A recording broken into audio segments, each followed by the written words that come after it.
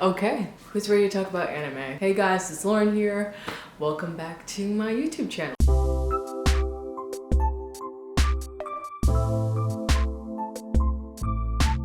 Today we're going to talk about some of the anime that I've been watching. It's going to be from a variety of genres because I'm not really like a one genre type of person. So hopefully there's a show in here that at least one of them will be interesting for y'all to pick up and check out. All of them I have enjoyed.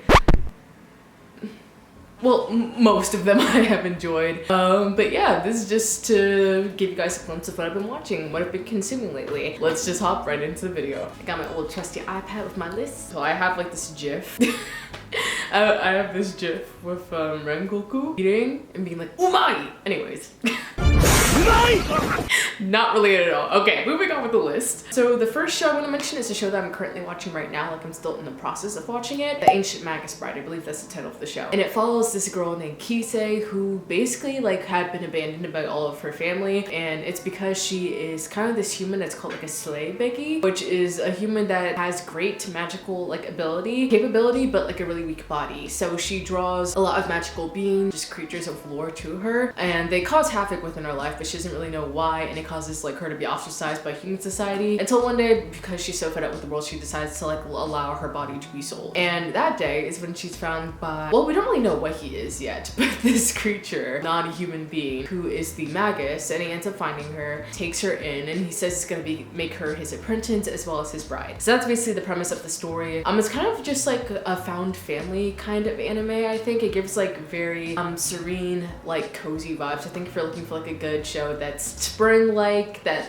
is very almost ASMR, very comforting, and will probably make you feel so many emotions, I would recommend The Ancient Magus Bride. It's probably my comfort show right now. I'm enjoying watching it. It just makes me feel so soothed. If I'm in a kind of sleepy mood, I don't even have to take a nap. I don't need to take a nap, I'll watch that show. But it's not to say that there's not action. There's a lot of action, there's a lot of beautiful imagery. The soundtrack is fire. It's very, very good. The magic is interesting. It's a world that's not fully explained, but we know enough in order to get through the story. And there's just some very endearing characters, and overall just a really, really fun time. Another show in which there is a redheaded girl, which I feel that's just gonna be a thing in which I like in shows. I feel in the future I'm gonna make it a redheaded anime girl video to just compare the waifus, as some people would say. Really love the show, really love Kisei, really love the Ancient Magus. Elias, she always says his name, kind of the same way that Inuyasha always says Kagome in Inuyasha. If you know, you know.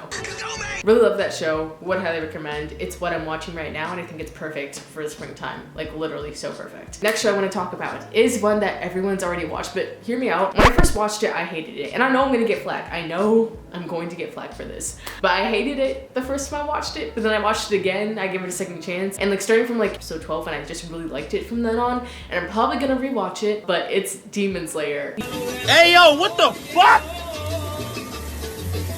Yeah, I know. How could I have hated it in the beginning? I don't know what I was on. Maybe I just wasn't in the mood for it at the time, but I love that show. I don't even know if I need to explain this. When you explain this, I'll do it for the sake of formality. So it's about this show that follows this boy named Tanjiro and his sister Nezuko. Essentially, Tanjiro has this really big family, his mom and his siblings, and he is the oldest brother. So he takes care of everyone else and helps out his mom in the house. One day he does a trip job for his family, and he gets stuck in a snowstorm, and when he comes back he finds his entire family has been massacred by a demon, and his sister has been transformed into a demon. That road kind of ends up leading him into being a demon slayer in order to fight off demons, but also to help his sister become human again and just live out a happy human life. So that's basically what the story is about. It's fucking amazing. It is amazing. I don't know what I was on that made me like this the first time. It has amazing animation, it has amazing soundtrack. It takes place in ancient fantastical Japan. I forgot the period, I'll insert it down below, but basically it's very atmospheric. I love the characters so much. Tanjiro, there's so many wholesome good boy characters in anime, which makes it kind of hard to differentiate them, but I really enjoy Tanjiro because of his big brother aspect. I feel a lot of main characters there are only children, or they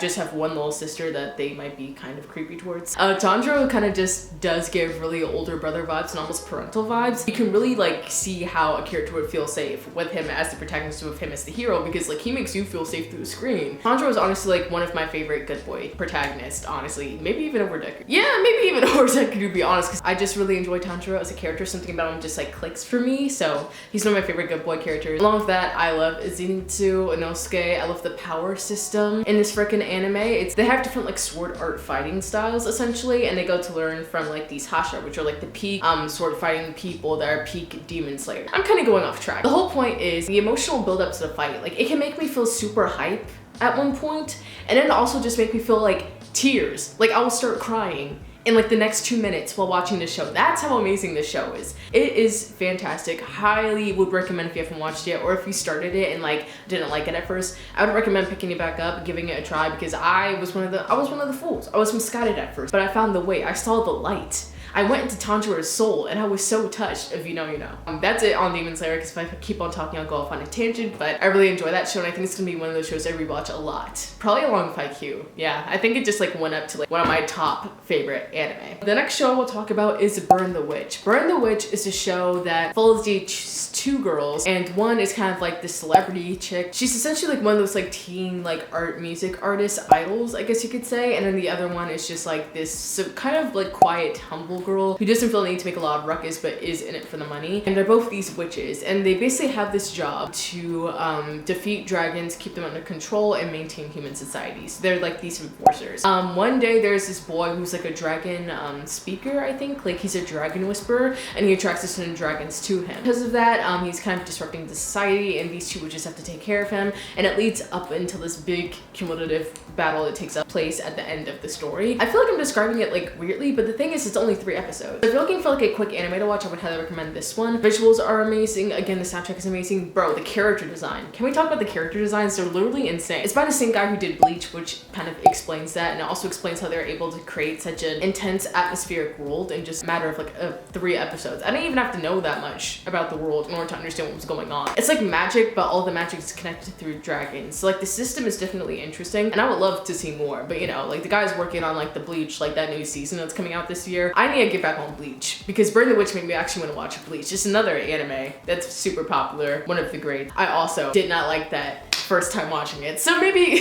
I'll try it again. But I love Burn the Witch. I think the fight scenes were amazing. It told a lot about the characters without, I think, detracting from like the short plot that we managed to get, and there were just so many like surprises in a matter of like 3 episodes, so I would highly recommend that one as well. But it's nice and short and sweet, so if you want something that's like that, I highly recommend Burn the Witch. The next show I've been watching, which I feel like a lot of people are gonna like, or like a lot of people will be aware of, or if you're not aware of it, let me enlighten you. The Case Study of Vanitas. It follows the story of a vampire named Noe, and basically he has been plagued by like this problem in the vampire world that has to do with becoming like diseased or corrupted. So essentially like their names, their souls are stolen from them and become these mindless creatures that want to attack humans. And he ends up encountering one vampire that ends up doing the same thing, and that lady ends up being rescued by this mysterious human named Vanitas, who has the power of like the vampire of the blue moon, which essentially is to cure vampires from that disease that makes them into mindless creatures. So he's a doctor. He's also apparently like having the power of like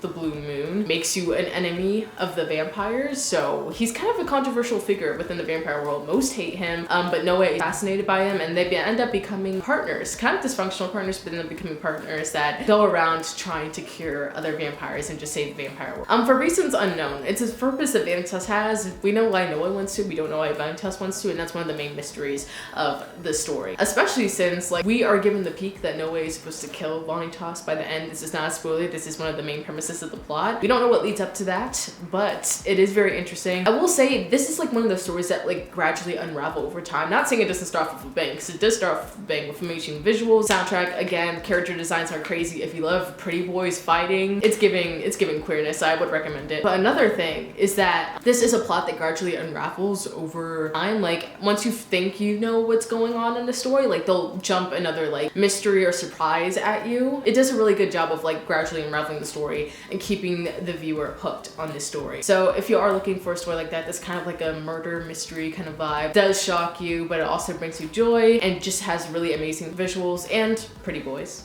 of course, and pretty ladies, I would highly recommend the case study of Vine Toss. It's very, very good. Moving on. The next show I've been watching is Ranking of Kings. This came as an unexpected surprise. It has been nominated as one of the best anime from last year, but a lot of people haven't watched it just because like the art style is very simplistic. It's giving 2D, kind of like classic. If I were to compare it to any art style, it'd be like Steven Universe. So it's kind of simplistic, and a lot of people like did not get into it. I ended up watching it because I was just in the mood. Apparently, I wanted something wholesome, and it looked like it'd be a wholesome show. It is wholesome, but it'll also low-key destroy your soul.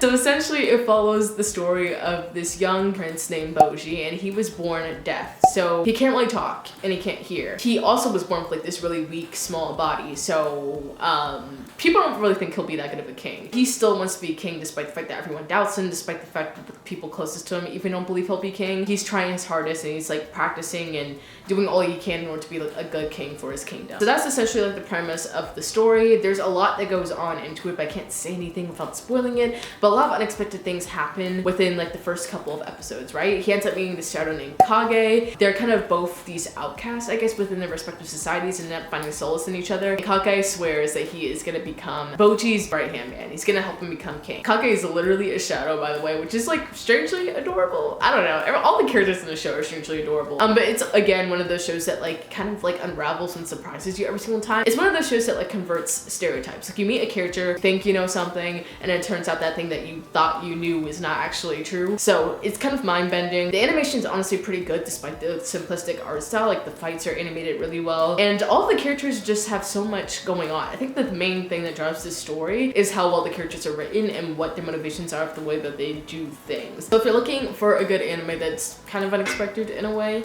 and not something you typically watch, you're just looking for something fresh, watch on the side, maybe something else that you're watching, I would recommend Ranking of Kings. It's definitely worth watching despite the fact that not as many people talk about it. So the next one that I watched, Tommy Can't Communicate. Honestly, if I were to summarize it like succinctly, like as quickly as possible, it'd be like quiet girl makes it through life with pretty privilege, which it essentially is what it is, but it sounds more wholesome than I'm making it out to be. Basically, yeah, Kami can't communicate. She's always been revered because of her looks and because of her like regal attitude, and she just seemed like very like that girl. She basically just seemed like that girl to all the schools that she went to. But because of the way that she looked and because of her own like social anxiety, she always found it hard to make connections. So she spent most of her life being lonely without any actual friends. But going into high school, she really wants to make friends, and she ends up meeting this guy named Tadano Hito. I believe that's his name. Literally means like ordinary person. Despite their initial misunderstanding and miscommunication in the beginning, they become close friends, and he ends up vowing that he's gonna help her make as many friends as she wants, and her goal is 100. School is full of oddballs. Like she basically goes through the entire season trying to make friends, and it goes really, really well. It's one of those like shows that actually make me laugh out loud. It's basically, if I were to describe it, for one, it's about social anxiety, but it's also kind of a rom-com in a way, or just like a straight comedy that has romance on the side. So I would highly recommend it. It's one of the few animes I think that have really made me laugh. The other ones have been Full Metal, what was it? Full Metal, not Alchemist. I'll insert the picture. I'll know what I'm talking about. It's a mecha anime, and then the other one that really made me laugh was Nozaki-kun.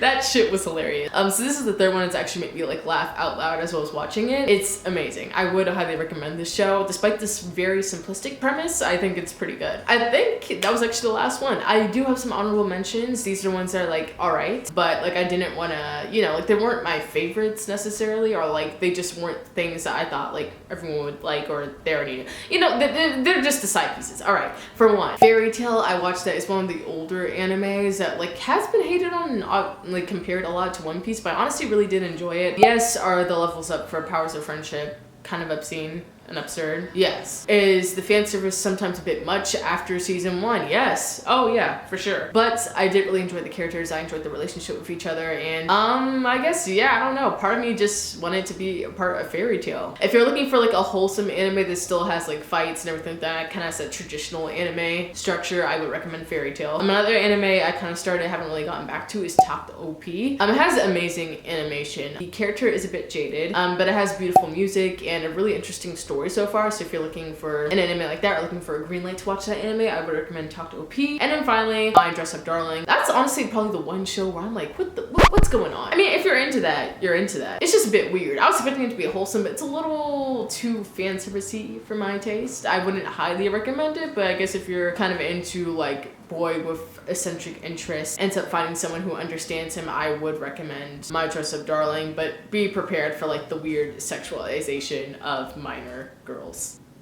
Anyways, that is all for this video. Thank you guys so much for watching. As per usual, like, comment, and subscribe. Follow me on all my medias, they're always linked down below, and I will see you all in the next one. Bye-bye.